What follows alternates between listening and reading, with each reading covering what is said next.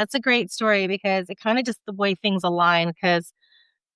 So let me just start off by saying a majority of people in medical professions, especially like emergency first line responders, unbeknownst to them, or even if they do know it, we have some type of prior trauma in our lives that kind of led us to this path, and we become the people that we needed the most. So we already have this underlying kind of trauma, and we're drawn to a profession where we just kind of go for it and we're still head on in the trauma. And that just leaves you for a higher propensity of burnout. COVID hit. I was already at that cusp of being burnout. COVID hit, and it was a very surreal experience. And seeing firsthand the amount of, I don't even know how to put it into words, but just seeing firsthand and being there and living it.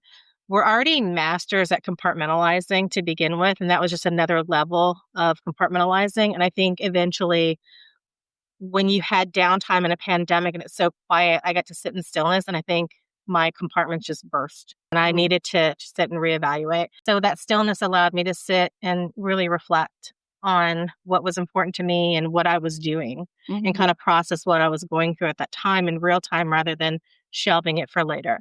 And that led me to do a lot of shadow work, which is like asking the tough questions and answering them, like getting really raw with yourself. I just happened to call a friend of mine who I had known for a decade and have a conversation. And we were just, catching up. How's it going? He's a nurse as well, been a nurse as long as I have. And we both were talking about how we just felt unfulfilled, how we noticed there's been a shift and a change in our career, the patients, healthcare, our lives, what we were doing at this point in our lives. And so just that conversation he and I had, very raw, very vulnerable, allowed me to open up even more. And then he sent me a book, and it's called The Burn Book. And it was even more shadow work that could be done. So I did that book. And I remember very distinctly, I had just ended a contract, shut the phone off, and I just answered every question in that book. And I got to go out and hike and sit in nature.